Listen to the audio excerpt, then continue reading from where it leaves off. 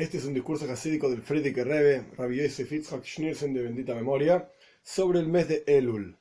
El mes de Elul en la práctica es el sexto mes del calendario judío, pero es el mes anterior a la fiesta de Rosh Hashanah, el comienzo del año, en el mes de Tishrei. A pesar de que es el comienzo del año, es en el séptimo mes, que es el mes de Tishrei. Ahora bien, el mes de Elul se conoce como un mes de, en hebreo, Heshbon HaNefesh, un balance del alma.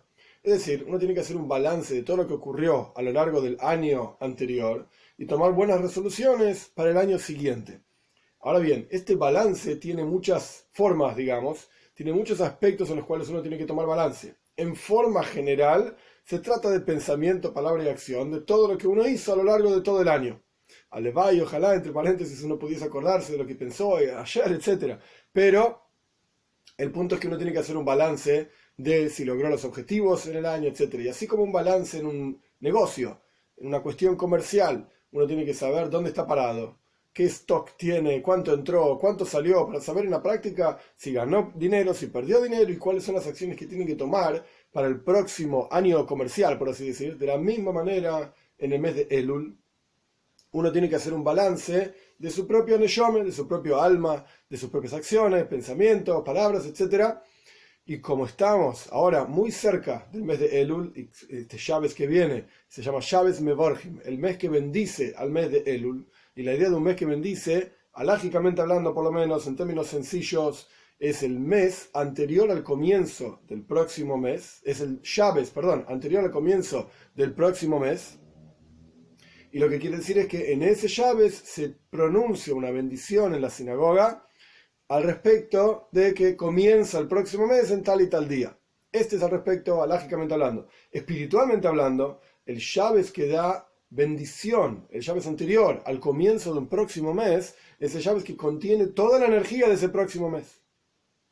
Y por cuanto es un mes extremadamente importante y vamos a estudiar varios asuntos sobre ese mes, vamos a comenzar con un discurso hasídico, un Maimer de vuelta de Frierdiker Rebbe, este es de Tafshin Beis 1942, que explica uno de los aspectos, ampliamente y con una forma muy interesante, hasídiche, uno de los aspectos en los cuales uno tiene que hacer un balance en el mes de Elul.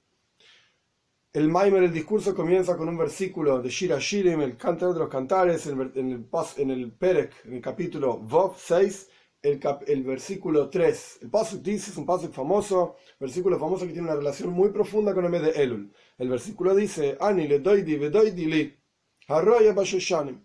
Yo soy para mi querido es para mí, la que pastura, entre las rosas. Las palabras yo soy mi querido y mi querido es para mí, Ani, le doidi, vedoidi li, tienen cada una de ellas una letra que da comienzo a una de las palabras. Ani es una Aleph, le doidi es una Lamed, ve doidi es una Vov, li, para mí, es una Lamed. Las primeras letras de las primeras 4 palabras forman la palabra Elul. Aleph, Lamed, Vov, Lamed. Elul, el mes de Elul. Antes de este versículo está escrito en otro capítulo, Doidi li va'ani loy, harroya bashoshani. Mi querido es para mí y yo soy para él, el que está pastando entre las rosas. Entonces encontramos 2 versículos aparentemente al revés. El primer versículo que mencionamos dice, empieza así, yo soy mi querido es para mí. El segundo versículo dice justo al revés, mi querido es para mí, yo soy para él. Rashi explica, uno de los comentaristas principales de la Torá, del Tanaj, etc., el Talmud, explica, todo lo que a Dios desea es lo que Él exige solamente de mí. Todo lo que Él quiere, Él me lo pide a mí, dice Rashi. ¿Qué significa esto? El pueblo judío. Y solamente a mí me dice, por ejemplo, hagan Pesach, santifiquen a los primogénitos, está hablando de los animales.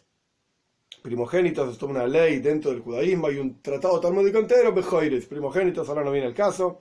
El punto es, continuando con el comentario de Rashi que trae el discurso, Dios todo lo que le pide, al ser humano, se lo pide al pueblo judío específicamente. Hagan Pesach para mí, la fiesta de Pesach, santifiquen los primogénitos, hagan un Mishkan, un tabernáculo, tráiganme ofrendas, y no exige estas cosas de otro pueblo. Esto es lo que significa doidi li, mi querido me exige a mí, al pueblo judío. Como es sabido que todo Shir Hashirim, todo el cantar de los cantares, a pesar de que en forma exterior parece la relación entre un hombre y una mujer, y mucho amor, y mucho cariño, y abrazos, etcétera, y besos, pero en la práctica está hablando de la relación entre Dios y el pueblo judío. Dios es el querido, el masculino por así decir, y el pueblo judío es el femenino. Entonces, ¿qué significa doy dili? Mi querido es para mí, mi querido me exige a mí nada más. Así dice el pueblo judío. Y yo soy para él. Todas mis necesidades, explica Rashi, pido de él y no de otros dioses. Como está explicado en otros lugares, acá en ese momento, que significa otros dioses, no hay otros dioses, no existe, sino que el punto es dioses de otros, o dioses que se hacen otros, frente a quienes piden para ellos, como está explicado ampliamente en otros lugares. El punto es que todo, ¿qué significa Ani Loi? Yo soy para él, significa todo lo que yo necesito, se lo pido a él. Dios, bendito sea, pasta, guía a su rebaño entre las rosas, es decir, en un lugar de un buen pasto, una buena pastura. Tenemos que entender, esto es lo que decía Rashi a partir de estos dos versículos, tenemos que entender cuál es la diferencia entre el versículo que dice yo soy para mi querido es para mí y yo soy para él, y el versículo que dice yo soy para mi querido y mi querido es para mí. ¿Cuál es la diferencia entre estos dos versículos? Y en particular, Elul, el mes de Elul está indicado, aludido justamente en el versículo yo soy para mi querido y mi querido es para mí, el que empieza con la persona, con el pueblo judío. Y la idea es, en el despertar para servir a Dios, cuando una persona encuentra una motivación para servir a Dios, al Creador, hay dos formas. Una forma es que el despertar para el servicio de Dios viene de arriba, viene del Shamaim, del cielo. Dios te despierta para servirlo a Él. Es decir, que desde arriba lo despiertan a la persona para que en la práctica se despierte en el servicio a Dios. Desde arriba le mandan algún tipo de mensaje, por así decir, como está explicado en otros lugares también.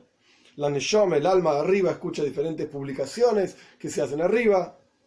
Hoy ve y dice Dios que mis hijos están en el exilio, y la Neshama, el alma, como está arriba, escucha esto, siente esto, y lo transmite a la Neshama, el alma, como está abajo, y la persona es despertada, se siente de repente con interés, con ganas de estudiar Torah, con interés, con ganas de cumplir una mitzvah, de acercarse a Dios, de sentir mayor nivel de conciencia de la presencia de Dios en su vida y en todas las cosas.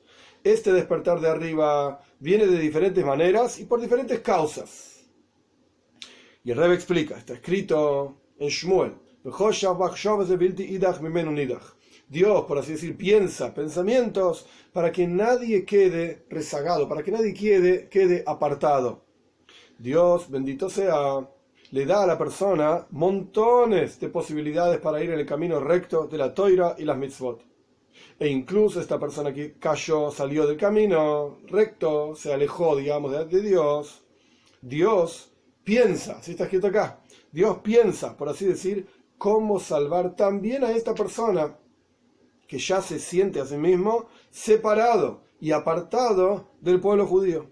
Estamos hablando de un Yehudí que dejó el camino judío, que dejó el camino de Torah y Mitzvot y se siente totalmente lejos. Dios busca las oportunidades y las formas, y acá el Rebbe pone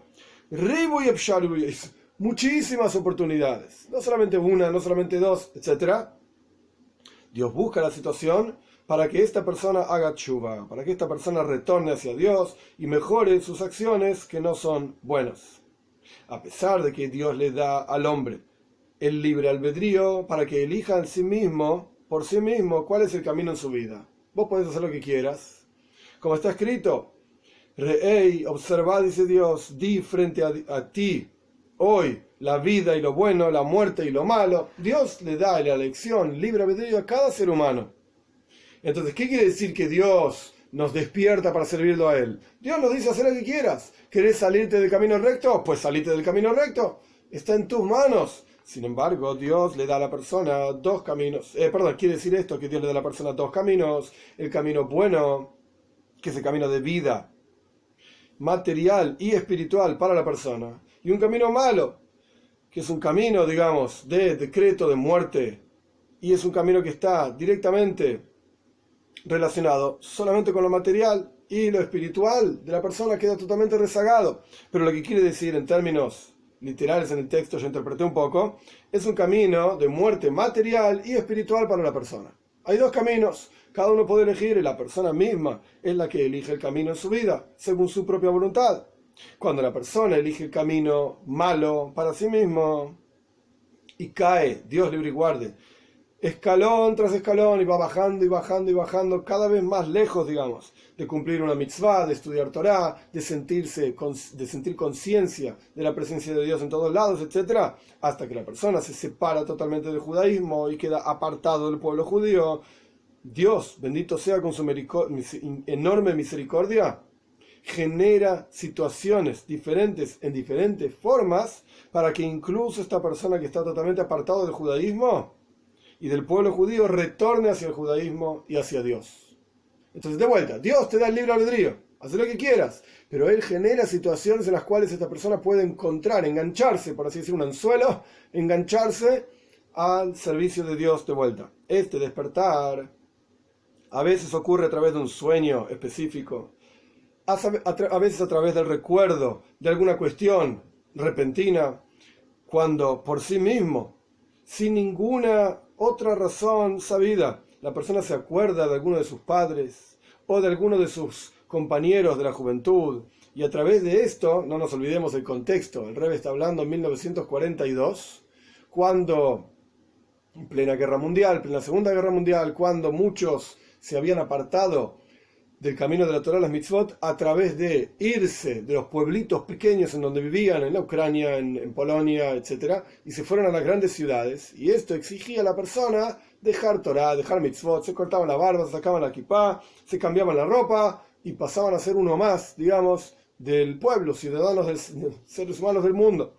Entonces, el Rebbe está diciendo acá, digamos, mensaje a esas personas, cuando esas personas se acuerdan de sus padres, que quedaron en el pueblito, o se acuerdan de sus compañeros de la juventud, cuando todos juntos iban a la sinagoga, iban al Heider a estudiar en la escuela, Torah, etc.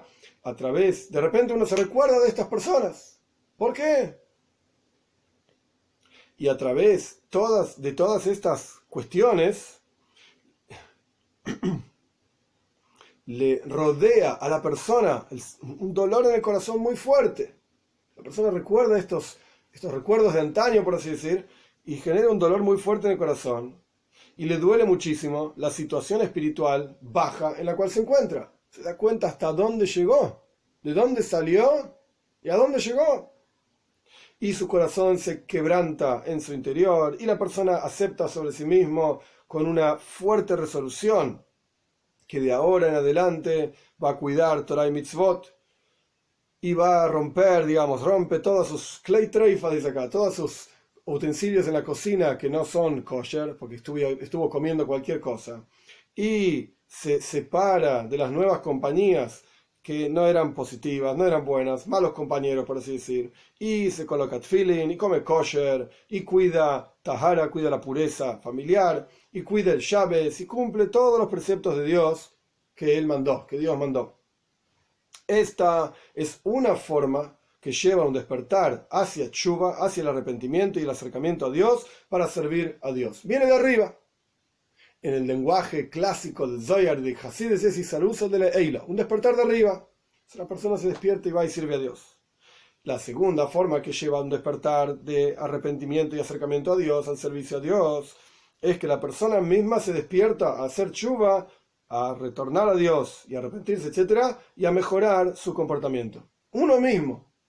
Es decir, la motivación viene de arriba para abajo o de abajo para arriba. En el lenguaje clásico de Kabbalah y Hasidus es Isarusa del Etatoe, un despertar de abajo. Uno mismo generó esa situación en la cual uno se siente lejos y quiere acercarse. Este asunto de tshuva, ¿qué significa la tshuva? No es como el arrepentimiento y el acercamiento a Dios, no es como piensa el mundo, no es como las personas piensan, que tshuva hay que hacer solamente por un pecado, por algo que estuvo mal. Yo hice esto que no había que hacer, no hice aquello que había que hacer, y por lo tanto tengo que hacer tshuva. Esto no es así. El concepto de tshuva, vamos a hacer a lo largo del discurso, la palabra tshuva quiere decir arrepentimiento y retorno hacia Dios. Entonces vamos a usar esa palabra nada más. El concepto de tshuva es transformar para ser mejor y más refinado que lo que uno era antes. Quiere decir que incluso si uno estaba haciendo todo bien, uno estaba cumpliendo todas las mitzvot, pero tshuva hay que hacer igual. Incluso sobre Moshiach está escrito en el Zohar que Moshiach viene le asaba tzadikaya betiyuvta, a hacer que los tzadikim hagan tshuva. Pero son tzadikim, son justos, hicieron todo bien. ¿Qué tshuva tienen que hacer? ¿Qué arrepentimiento y qué retorno? Pues entonces mejorar, crecer y ser más refinado, todos pueden. Por cuanto Dios es infinito, entonces el acercamiento a Dios, el refinamiento que uno puede hacer para acercarse a Dios es infinito. Y esta tshuva viene a través de una meditación particular, que la persona medita en el objetivo de la creación del hombre en el mundo. O sea, el Rebbe está diciendo claramente, cuando se trata de un despertar de arriba, es Dios el que despierta a la persona. ¿Cómo ocurre? Ok, de diferentes maneras. Yo expliqué una de ellas. Por ejemplo, el tema de que el alma escucha arriba cosas. El Rebbe dijo sueños. El Rebbe dijo un recuerdo repentino, etc. Esto viene de arriba y genera que la persona tome buenas resoluciones. Pero cuando estamos hablando de una persona que tiene que mejorar, incluso ya estando todo bien, si estamos hablando de alguien que hizo todo mal, por así decir, se alejó del camino de Dios, entonces viene Dios y lo despierta. Pero una persona que ya está en el camino de Dios, ¿cómo crece una persona así? No podés esperar a que Dios te despierte, porque en teoría ya estás despierto, ya estás dentro del camino de Dios. Pero sin embargo podés crecer y podés mejorar. Para lograr ese mejoramiento, tiene que partir de la persona. Tiene que ser de abajo para arriba. Tiene que ser esa luz de Tatoe, un despertar de abajo. Tiene que partir de la persona. ¿Y cómo parte de la persona? Entonces el Rebbe explicó. Tiene que ser una meditación específica en la razón, en el tajlis, el objetivo de la creación del hombre en este mundo. Y esta es la diferencia entre estos dos versículos. El versículo que dice, Doi di li va ani loi, mi querido es para mí y yo soy para él. Lo que suena es, se entiende de este versículo, es la forma de despertar que viene de arriba. Y el versículo que dice, Ani le doy, empieza con yo. Ani le doy, y yo soy para mi querido es para mí, es la forma de despertar de la persona por sí mismo, para hacer tshuva y para servir a Dios, bendito sea. Este es el primer capítulo, Kitsu, resumen. A pesar de que Dios le da al hombre de Pejira Hofshis el libre albedrío entre el bien y el mal, con todo esto, doy dili vanilo, mi querido es para mí y yo soy para él. Es decir, que viene un despertar de arriba a través de un sueño o un recuerdo, que de manera tal que incluso aquella persona que está apartado se transforma y se vuelve aniloi, yo soy para él. Ani, por el otro lado, Ani le doy dili. El versículo que empieza, yo soy para mi querido es para mí, es que la persona se despierta por sí mismo. ¿Cómo? A través de la meditación en el objetivo de la creación del hombre sobre el mundo. ¿Veis? Segundo capítulo. Y esto lo que significa Ani le doy dili. Yo soy para mi querido es para mí. Y estas letras, las primeras letras de cada palabra, de estas cuatro palabras, Ani, la Aleph, Le doidi, la Lamed, Ve doidi, la Vov, Li, la Lamed, Elul.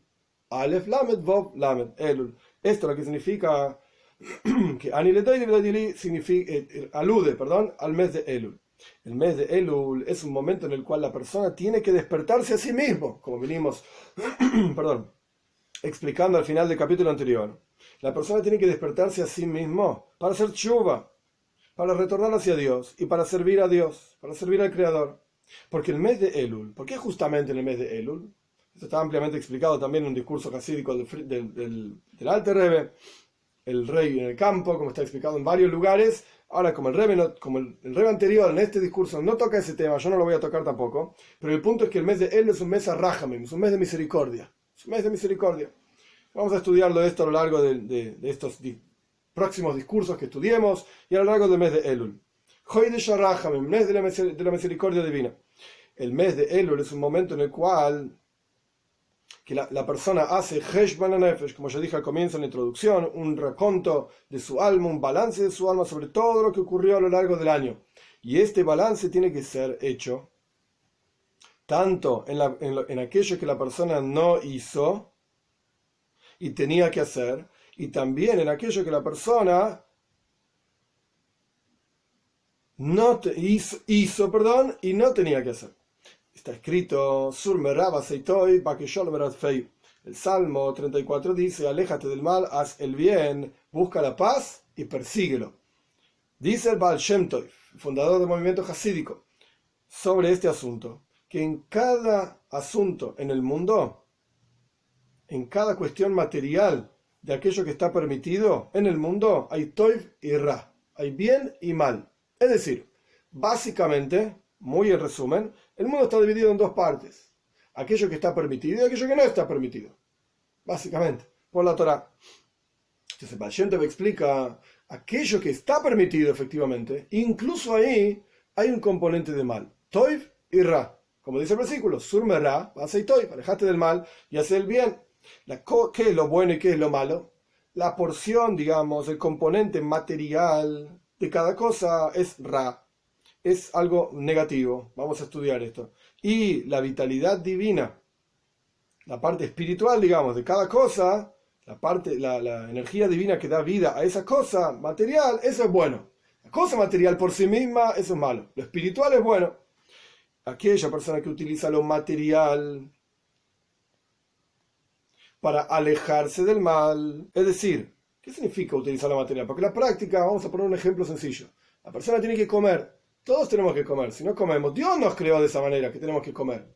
Si Dios no hubiese querido eso, pues entonces nos hubiese creado de manera tal que no necesitaríamos comer. Los malajim, los ángeles, no comen. No necesitan comer. Hay, entre paréntesis, los malajim, los ángeles que se presentaron a Abraham, Vayeiro, en Parshas Vayeira, 3 ángeles le aparecieron a Abraham. Y Abraham los invitó en su casa, les dio de comer. Y la Torá dice, Vayeilu, y ellos comieron.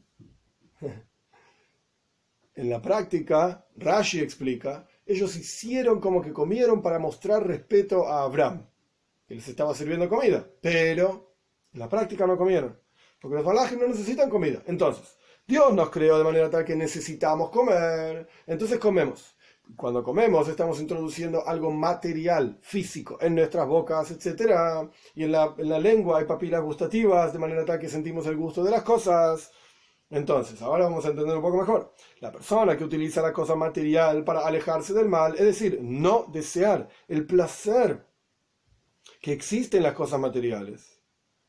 Tenés que desear la cosa material porque esto es el sistema que Dios creó para que sobrevivas, tenés que comer. Pero desear el placer de lo material, esto no. Esto es surmerá, alejate del mal. Y la persona además hace toiv, hace el bien, es decir, desea ser nutrido y alimentado y ser ayudado, por así decirlo, de la energía divina que se encuentra en la cosa material. Esta es la actitud correcta. Surmerá, hace toiv, alejate del mal y hace el bien. El versículo continúa, Bakesh Sholem Beratfeyu, busca la paz y persíguelo. Esta persona que se aleja del mal y hace el bien, tiene que buscar y perseguir hacer paz entre lo material y la vida, la energía divina que da vida a ese material. Es decir, de vuelta, la persona tiene que desear lo material por la energía divina que está en su interior, que esto es lo que alimenta a la persona y le da vida a la persona, etc. Pero no lo material por el placer que esa cosa genera. Y este es el objetivo de la creación del hombre y el descenso de su alma en este mundo. Levarer birurim, refinar el mundo a su alrededor. Saber separar y distinguir entre lo que es ra, malo, lo material por sí mismo, y lo que es toiv, lo que es bueno. Lo material por la energía que eso tiene para darnos vida para el servicio a Dios. Como está escrito, todas tus acciones tienen que ser en aras del cielo. Es decir, que cuando la persona come, por lo menos esto es un nivel. Alevay, ojalá estemos en este nivel. Cuando la persona come porque necesita la energía divina para servir a Dios. Este es el objetivo, digamos. Y a través de comer de esta manera, la persona refina este alimento y eleva esa energía divina hacia Dios nuevamente. Este es el concepto de birurim, refinamientos del mundo que tenemos a nuestro alrededor. Y, como terminó en el capítulo anterior, estábamos hablando de que para que la persona se despierte en sí mismo y se quiera acercar a Dios, incluso cuando ya está haciendo todo bien, puede crecer en su nivel, digamos, de bien, a través de refinarse a sí mismo. ¿Y cómo se refina a sí mismo? A través de meditar en el objetivo de la creación del mundo. Del hombre en el mundo. ¿Cuál es el objetivo de la creación del hombre en el mundo? Refinar el mundo, refinarte a vos mismo y refinar el mundo que está a tu alrededor. Y esta es la forma de hacer tshuva. Y por lo tanto, el balance sobre todas las cosas que ocurrieron a lo largo del año tiene que ser en el mes de Elul. Justamente tiene que ser en el mes de Elul. De vuelta. Ani le doy dili, yo soy para mi querido cuando el despertar viene de abajo. Esto es lo que es aludido en el mes de Elul. Ani le doy dili, yo soy para mi querido es para mí. El despertar de abajo, en esta frase está aludido el mes de Elul. ¿Y qué quería decir yo soy para mi querido es para mí? Un despertar de abajo, que la persona misma se despierta a sí mismo para mejorar y acercarse más a Dios. Y esto como se hacía a través de la meditación en el objetivo de la creación del hombre. Y cuando uno piensa en cuál es su objetivo de vida, ¿para qué existimos? Automáticamente uno tiene que comparar el nivel en el cual uno se encuentra con el objetivo real, como cuando uno hace un proyecto cualquiera.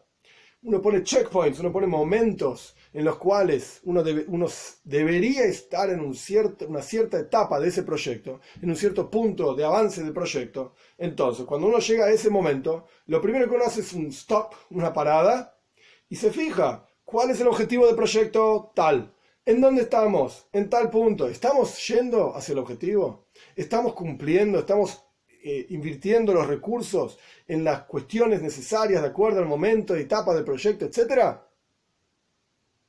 Automáticamente uno sabe si se salió del camino o no, si uno necesita más recursos o está desperdiciando los recursos, etcétera.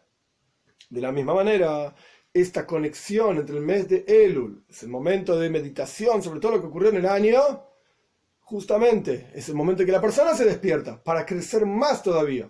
Es verdad, la persona que está totalmente lejos del camino de Dios, Dios viene y lo despierta, de arriba, y saluda de la Elul, un despertar de arriba. Pero cuando uno ya está en el camino de Dios, el mes de Elul es el momento más adecuado, más especial, para hacer este balance y saber cuál es el objetivo de la creación del ser humano, a dónde estoy yo parado en términos de ese objetivo. Ni es necesario hablar de acción, que uno tiene que hacer un balance, sino que también de palabras uno tiene que hacer un balance. Cuando la persona habla una mala palabra, y esto es lo que viene el resto del discurso, básicamente habla de este tema de una forma muy interesante, a pesar de que es un tema de musar, por así decir, de ética y moral, como el Rebbe mismo va a mencionar más adelante, pero la perspectiva hasídica de este tema de musar es fantástica, es increíble y es hermosa. Vamos a ver. Acá el Rebbe, por así decir, introduce el tema que va a ser expandido y explicado hasta el final del discurso. No es obvio, por así decir, ni es necesario mencionar que hay que hacer un balance en términos de acción que la persona hizo, sino que también tiene que hacer un balance en forma de dibur, de palabras. ¿Qué es lo que la persona habló a lo largo del año? Cuando uno dice una palabra inapropiada sobre otra persona, la verdad es que está diciendo esto sobre sí mismo. Cuando uno dice algo malo de otro, lo está diciendo sobre sí mismo. El Talmud dice, uno nunca debe abrir la boca, por así decir, al acusador. El concepto de Satan en el judaísmo, es un acusador. Es decir, es un enviado divino que está puesto ahí por Dios para desviar a la persona, para seducir a la persona, etc. Y después va y lo acusa. Está puesto por Dios ahí. Y obviamente uno tiene las fuerzas para superar esos impulsos negativos y para superar esa necesidad, digamos, que uno siente a veces de desviarse. ¿Por qué? Porque es el Satán que está convenciendo y seduciendo. Uno tiene la fuerza para superar esa seducción y no sentirse seducido, digamos, por ninguna cosa negativa. Entonces, volviendo, la Gemara dice, el Talmud dice, no le abras la boca al acusador. Una persona no debe decir algo negativo sobre sí mismo, incluso. Sobre sí mismo. De acuerdo a la Torá, uno debe, en general, ser muy cuidadoso con sus palabras, con su lengua, literalmente. Cuidarse en sus palabras y expresarse solamente con palabras limpias y refinadas, como está escrito al respecto de Noach en la Toira, que cuáles son los animales que entraron en el arca, Mina Beheima Hatehoira, los animales puros, y continúa la Toira diciendo, Mina Beheima Sherainen Hatehoira, y de los animales que no son puros. Hay aquí letras de más, sabemos que la Toira es precisa y exacta, no tiene ni una coma de más, no tiene comas tampoco, pero no importa, ni una letra de más. Aquí hay letras de más, porque la Toira podría haber dicho tranquilamente, los animales impuros. Y sin embargo la Toira dice animales que no son puros. Y esto te indica te enseña que la persona tiene que expresarse con expresiones, hablar con expresiones refinadas. En adición a esto, es sabido el gran castigo que Dios, bendito sea, castiga a aquella persona que maldice, si uno maldice a otro, Dios libre y guarde. Y la recompensa muy grande que Dios tiene y paga, digamos, a aquella persona que bendice a otro. Como está explicado ampliamente en Sifrei Musar, en los libros de ética y moral. Entonces el Rebbe está haciendo referencia, alusión a los libros de Musar. ¿En qué contexto hablan los libros de Musar? Recompensa y castigo.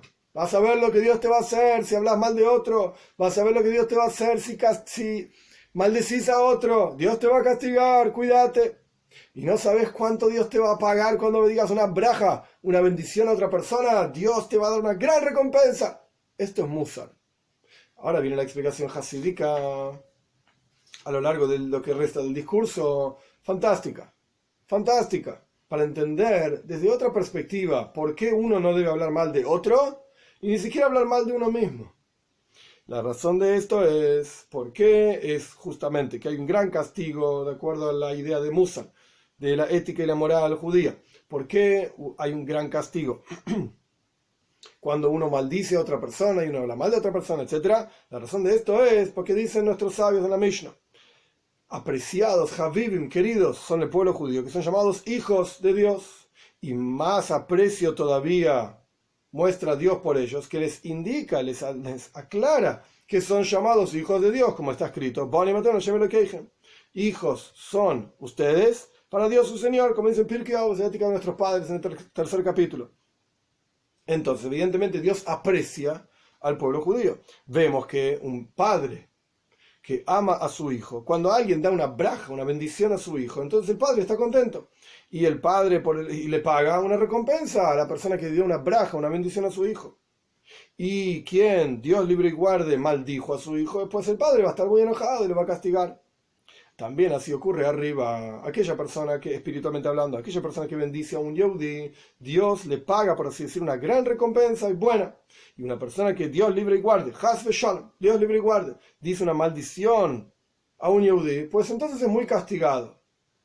Hay que ser extremadamente cuidadosos, incluso con aquello que uno dice sobre sí mismo.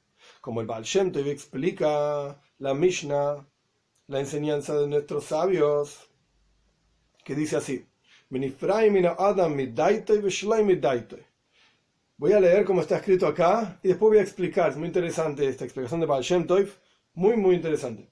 Se cobran arriba en el Shamayim, cuando la persona, en el cielo, cuando la persona llega después de 120 años, se cobran de la persona con su consentimiento y sin su consentimiento. Explica el Rebbe: le pagan a la persona por las acciones no buenas que la persona hizo, con su conocimiento e incluso sin su conocimiento. ¿Qué significa esto? ¿Qué quiere decir cobrarse con consentimiento y sin consentimiento? Si la persona sabe, entonces la persona está fuera de la definición del que no sabe. Y si la persona no sabe, pues entonces está fuera de la definición del que sabe. ¿Cómo puede ser que la misma frase decimos, cobramos a la persona midaitoi, con su consentimiento, vesheloi midaitoi, y sin su consentimiento? ¿Cómo puede ser las dos cosas a la vez? Explica el Baal Shem Tov, el Rebbe dice que explica el Baal Shem Tov. ¿Qué significa con su consentimiento? Con su consentimiento, cuando la persona se expresa con una palabra mala sobre sí mismo, una expresión negativa sobre sí mismo, como nosotros vemos, cuando una persona tiene, Has v'Shalom, Dios libre y guarde, sufrimientos en hijos, o en salud, o en parnas, en sustento, cuando Dios libre y guarde le va muy mal, hay algo que realmente que lo está haciendo sufrir, la persona dice una expresión difícil: Has v'Shalom, Dios libre y guarde, no quiero vivir, no necesito la vida, o en lugar de vida tan amarga, es mejor lo opuesto a la vida, Has v'Shalom y Has v'Shalom, Dios libre y guarde hablar de esta manera. Y este tipo de expresiones, de ninguna manera. ¿Cómo puede ser? Esto es midaitoi, que la persona es consciente del sufrimiento que tiene, realmente no le está pasando bien. ¿Y qué es lo que piensa? Pues entonces, ¿para qué quiero esto? Sheloi midaitoi, sin su consentimiento, que significa cuando una persona habla mal de otro, o habla de otro y dice cosas el otro hizo así y asá, y el otro hizo esto y aquello, etc. Y corresponde castigar al otro porque hizo esto y lo otro, mira, ese tipo hizo así, se merecería tal o cual cosa. Cuando la persona dice esto, en realidad está haciendo un psak din, por así decir. Está definiendo que tal persona se merece tal castigo, tal persona por haber hecho eso, ¿cómo le va a dar Dios, etcétera? En lugar de hacer un psak din, una definición sobre la otra persona, un veredicto sobre la otra persona, uno está haciendo un veredicto sobre sí mismo. Uno está fijando un veredicto sobre sí mismo. Y esto lo que significa, vamos a terminar el capítulo, después explico esta idea de Baal Shem Tov. Y esto lo que significa, se cobra de la persona midaite vesholai midaite, tanto con su consentimiento como sin su consentimiento. Es decir, a la persona arriba le van a cobrar lo que uno dijo sobre sí mismo, prefiero no vivir, etcétera, Has v'shalom, Dios libre y guarde, y le van a cobrar aquello que dijo sobre el otro también, sin su consentimiento, porque en realidad yo lo dije sobre el otro, pero se aplica a mí mismo también, sin su consentimiento. Continuamos en el texto. La persona no sabe que a través de que dijo algo negativo sobre otro, está diciendo un veredicto sobre sí mismo. Kitsur, resumen. Elul es el momento de Heshbon HaNefesh, es el momento del raconto de las cosas que uno hizo a lo largo de todo el año. Lo material en cada cosa permitida es ra, es malo, es negativo. Y lo espiritual, la energía divina que da vida a esa cosa, es toiv, es bueno. Y uno tiene que alejarse del mal, hacer el bien y buscar la paz. El castigo muy grande por la maldición y la gran recompensa que hay por una braja y una palabra, una bendición y una palabra de consuelo. Las palabras malas que uno dice sobre los demás, uno está haciendo un veredicto sobre sí mismo. En otros lugares, y el Rebbe también lo explica en Sijos y en charlas, esta idea de Baal Shem Tov es la siguiente. Cuando una persona, después de los 120 años, va al Shomayim, se va al cielo, a la persona le muestra una especie de película. En esa película le muestra a un personaje que hace esto, hace lo otro, algunas cosas buenas, otras cosas que no son tan buenas, y Dios le pide a la persona que haga un psak din, un veredicto. ¿Qué te parece que merece esa persona? Uno dice, ese tipo, mira lo que hizo acá, mira lo que hizo allá, esto, lo otro, merece tal cosa. Perfecto, dice Dios. Esto, película que vos viste, sos vos. Vos hiciste esto y aquello. Quiere decir que el veredicto que vos mismo diste es sobre vos.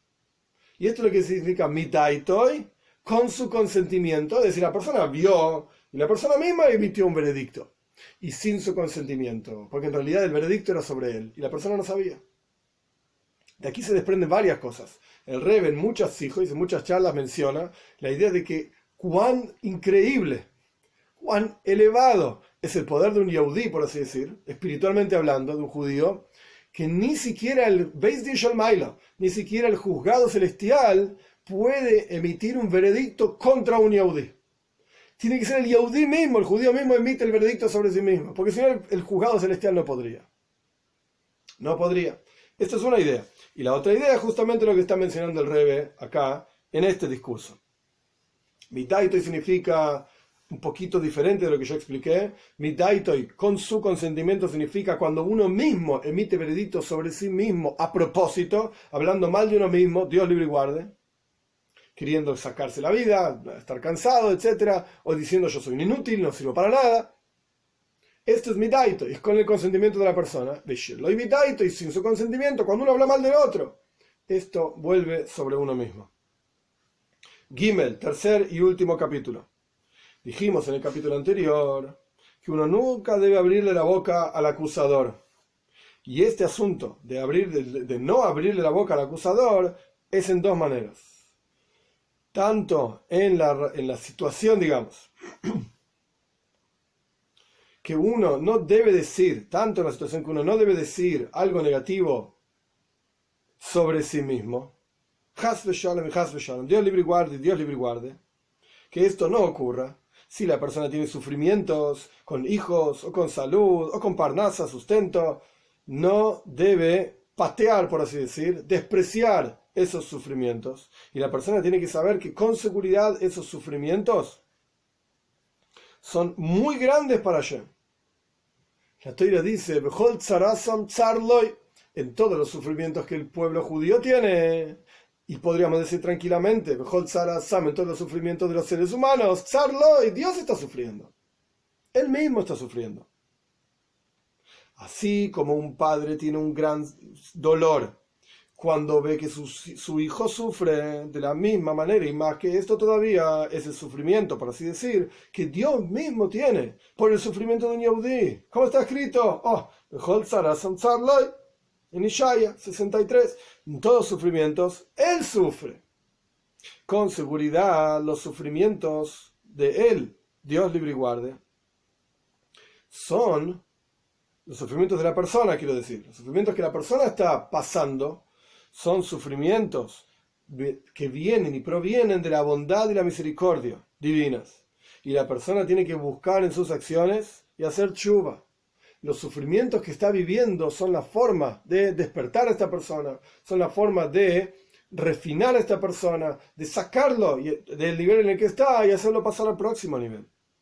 Cuando la persona entiende que esos sufrimientos, Dios libre y guarde, surgen en la práctica de la bondad y misericordia divina, entonces la persona los acepta con alegría. Y esa alegría transforma estos sufrimientos en bondad revelada. ¿Qué significa bondad revelada?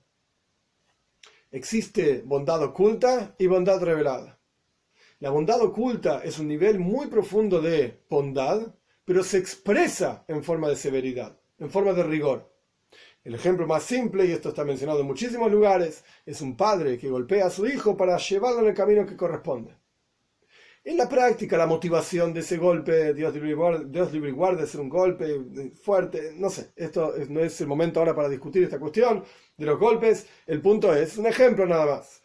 El objetivo de ese golpe es dirigir al hijo en el camino que corresponde. Entonces, en la práctica, la motivación es amor, pero se expresa en forma de rigor, en forma de severidad, gvura, fuerza. Esto es una bondad oculta, cuando el hijo realmente entiende, mi padre estaba realmente sacándome del camino inapropiado para llevarme en el camino adecuado. Entonces el hijo está agradecido por eso. Y descubre, digamos, la bondad verdadera de su padre, que estaba oculta, pero después es capaz de verla, es capaz de sentirla. A pesar de que esa bondad llegó en forma de rigor. Esto es una bondad oculta. Y bondad revelada, obviamente, es cuando la persona realmente siente que esto es bueno para él. Esto es bueno.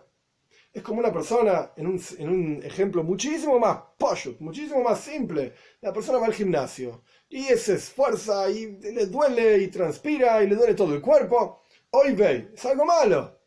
Pero en la práctica uno sabe que le va a hacer bien, siempre y cuando está guiado como corresponde, con un profesor y está haciendo lo que tiene que hacer, etcétera, etcétera. Pero el punto es que en realidad es bueno. Con el tiempo, la persona cuando realmente entiende qué es lo que le está pasando, y cuando el cuerpo se acostumbra, etcétera, siente esa bondad, se vuelve revelada. Esto es lo que está mencionando acá el Rebbe. A través de que la persona acepta los sufrimientos con simja, con alegría, siendo consciente que vienen de un nivel increíblemente elevado de bondad y misericordia divina, esta conciencia y esta alegría en el sufrimiento transforma esa bondad oculta en bondad revelada. Como nosotros vemos en la práctica que a veces aquello que uno pensó que era un sufrimiento, o que por un momento efectivamente era un sufrimiento, ese sufrimiento mismo genera una salvación muy grande y un extremado bien para la persona. Montones de historias que la persona llegaba tarde al trabajo, llegó esto, lo otro, y pensó que era terrible, y después se dio cuenta que en realidad no fue más que la bondad divina. Esta es la primera forma en la cual uno nunca debe abrir la boca al acusador, por así decir. Nunca digas nada negativo sobre los sufrimientos que tenés. La segunda forma de no abrir la boca al acusador es que está prohibido que la persona diga algo negativo sobre el otro, sobre otra persona. En adición a que la persona siempre tiene que buscar el zhus, el mérito de otros. Porque está escrito en la Mishnah, nuestros sabios dicen, no juzgues a tu prójimo hasta que llegues a su lugar, hasta que no estés en los zapatos del otro no lo puedes juzgar. No tenés permiso de emitir opinión sobre otra persona, obviamente sobre el comportamiento de otra persona, hasta que estés vos mismo en ese mismo lugar, y no solamente lugar físico, en ese mismo nivel, etc. en ese mismo contexto, en esa misma situación, porque en realidad una persona no sabe qué pasa con otro y cuán difícil es al otro hacer lo que tiene que hacer y evitar hacer lo que no tiene que hacer. Uno no sabe dónde está el otro y qué le pasa al otro en su interior. Y así como las diferentes personas, uno de otro, somos todos diferentes en cómo pensamos y cómo nuestro rostro se ve, etc. De la misma manera, uno es diferente del otro en sus cualidades, en sus voluntades, en sus sentimientos, y uno no sabe qué pasa en el corazón de otra persona. Y más aún, desde la perspectiva de la humanidad, desde un ser humano, uno tiene que siempre ver y juzgar con méritos, mérito, a otra persona y observar a la otra persona con un buen ojo y siempre entender que la otra persona está actuando para el bien. Está bien lo que está haciendo de acuerdo a la situación y circunstancia en la que se encuentra. Una persona con un intelecto sano e inteligente, es decir, una persona balanceada, puede entender las dificultades que otro tiene por sí mismo. Las puede entender. Una persona sabe que hay cosas muy malas, tanto en las opiniones como en los sentimientos de las personas, o inclinaciones muy bajas y pasiones que las personas tienen, y el otro no pueden absolutamente, y uno no pueden absolutamente medir esto frente a él, pero uno por sí mismo sabe cuán grandes son sus propias faltas y los sufrimientos que tiene y todo el esfuerzo que se necesita para conquistar esas pasiones y esas inclinaciones que él mismo tiene. Es decir, todos somos seres humanos, todos tenemos inclinaciones, todos tenemos pasiones, todos tenemos dificultades, digamos, en nuestro servicio a Dios, en nuestra relación con nuestros hijos, con nuestros cónyuges y así sucesivamente. Si bien yo no puedo medir, yo puedo pensar y puedo tratar de juzgar para bien al otro. Y esto es lo que debo hacer, juzgar siempre para bien al otro. No puedo juzgar al otro hasta que no esté en sus zapatos, etc. Pero en la práctica yo entiendo y siento las dificultades del otro. No. Puedo entender que el otro está teniendo problemas y por eso actúa como actúa y yo debo juzgarlo para bien. Pero cuando yo me miro a mí mismo, si yo soy sincero conmigo mismo, yo tendría que ser capaz de reconocer mis propias dificultades, mis propias pasiones, mis propias bajezas, mis propias inclinaciones inadecuadas, etc. Entonces, si yo las tengo, el otro obvio que las tiene. También, si somos todos seres humanos. ¿Qué diferencia hay entre uno y el otro al final? De uno mismo, uno puede entender lo que está pasando con el otro. Si yo tengo estas inclinaciones y tengo estas dificultades, entonces el otro también tiene dificultades e inclinaciones negativas, etcétera, bajezas del ser humano, y entonces uno debe siempre observar a otro en mérito, en forma de mérito. Pero esto es solamente la idea de juzgar a otros meritoriamente, y esto es por el otro. Yo juzgo al otro en forma de mérito, para que el otro, digamos, para que yo entienda que así como yo tengo pasiones y dificultades, el otro también tiene pasiones y dificultades, y lo que está haciendo el otro está bien. Pero uno tiene que ser extremadamente cuidadoso con su lengua. Es decir, una cosa es observar y pensar y decir, oye, entonces yo lo voy a juzgar para bien, lo que está haciendo está bien, yo tengo inclinaciones, él tiene inclinaciones, todo bien. Pero de ahí a emitir una palabra, uno tiene que ser cuidadoso con su lengua, de no decir ni una palabra dura sobre otra persona. Porque cuando uno dice una palabra dura sobre el otro, Hasbe Shalom, Dios libre y guarde, lo que significa esto es que uno lo está diciendo sobre uno mismo. Este es el contexto de lo que decía el Baal Shem Tov, midaito v'sheloi midaito, te van a cobrar con tu consentimiento, sin tu consentimiento. Cuando vos decís algo negativo sobre el otro, en realidad lo estás diciendo sobre vos mismo. El arrepentimiento sobre un pecado de palabra, cuando uno dijo algo negativo, en adición en general a que uno tiene que hacer tshuva, cuando uno habla buenas palabras, es decir, uno consuela a otro, a un corazón quebrantado, etc., esto es una obligación sobre la persona. refinar sus palabras a través de letras de tfila, toiro, es decir, uno tiene que orar, rezar, uno tiene que estudiar Torá, y esto va generando un refinamiento en la forma en que la persona habla. En adición a esto, cada palabra que uno dice, tanto las palabras del rezo como las palabras de la toira, de estudio de toira, tienen que ser puras, tienen que ser precisas, claras, en hebreo se dice gimgum. Gimgum es, tienen que ser verbalizadas y pronunciadas cada una como corresponde. Y la persona no solamente tiene que mencionar y verbalizar cada una como corresponde, sino que tiene que haber muchas letras de estas, digamos. Muchas letras, ¿por qué? Porque a través de que la persona ora mucho y la persona estudia mucho Torah, esto purifica el alma de todas las palabras y letras negativas, prohibidas que la persona habló. Entonces, en adición al hecho de que uno debe hacer chuva por todo aquello que dijo que no estaba bien, ya dijimos que en las acciones, obvio que uno tiene que hacer chuva. En el mes de Elul tiene que hacer un balance de todo aquello que hizo a lo largo del año, pero la palabra también, no solamente las palabras que uno dijo sobre el otro, que tiene que hacer chuva, sino también las palabras que uno dijo sobre uno mismo. Y todo aquello que uno dijo sobre el otro también lo dijo sobre uno mismo. Entonces, en adición a la chuva normal que hay que hacer porque la persona hizo esto y aquello que no estaba bien, la persona tiene que aumentar en palabras y letras puras, santas, refinadas, claras, concretas, de rezo y de toira, para que esas palabras vayan lavando, digamos, todas las palabras negativas que la persona dijo sobre los demás y sobre uno mismo.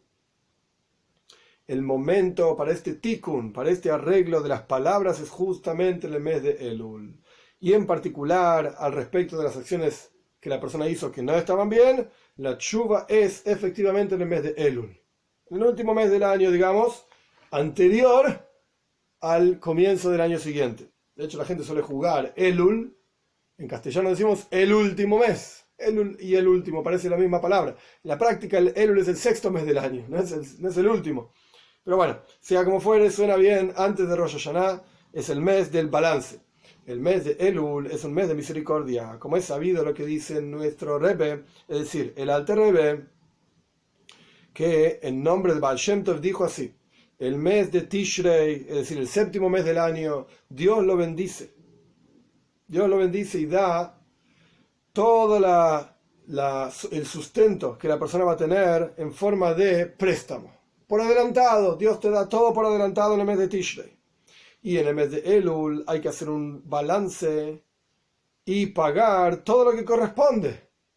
Dios te dio un préstamo en el mes de Tishrei, bendijo el año, en Rosh Hashanah, y te perdonó en el día de Yom Kippur. Te dio por adelantado un montón de, entre comillas, dinero. Y ahora llegó el mes de Elul y hay que pagar. Hay que devolver todo aquello que nos prestaron. Y el pago, ¿cómo es? El pago es a través de tshuva. El pago es justamente a través de este balance que hacemos de nuestras acciones y, como ampliamente se explicó en el Maimon, en el discurso, el balance que hacemos, de nuestras palabras que dijimos sobre otros, sobre nosotros mismos.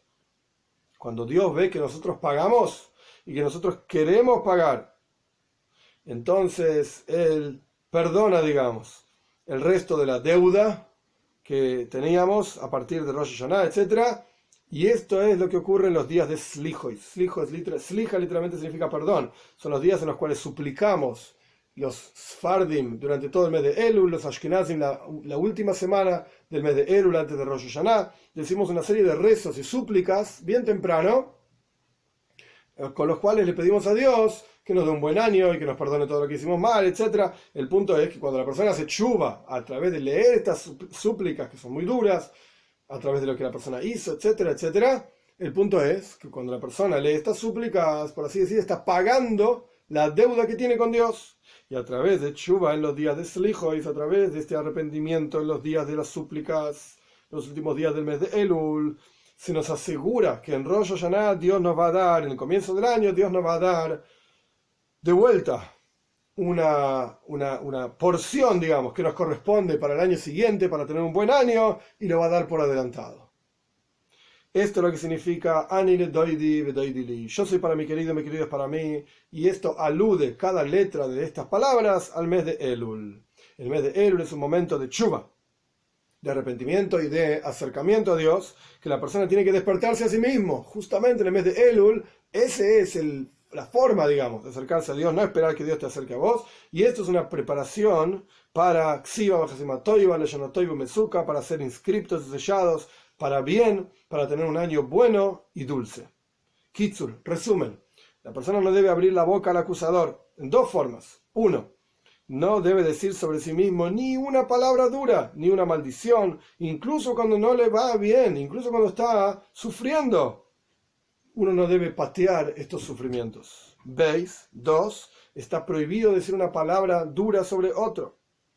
Dijimos que la forma de hacer tshuva, de reparar todas las palabras malas que la persona dijo sobre los demás, es a través de muchas palabras, de Toira y de Tfila, de vuelta, para reparar los pecados que la persona hizo a través de la palabra, de haber hablado mal de sí mismo y haber hablado mal de los demás. El mes de Elul y los días de Slijois, los días de súplicas, son una preparación para ser inscriptos y sellados para bien. Que todos efectivamente seamos inscritos y sellados para un año bueno, en todos los aspectos, tanto en lo material como en lo espiritual, y como el Rebbe decía, incluso en lo material y espiritual, también juntos.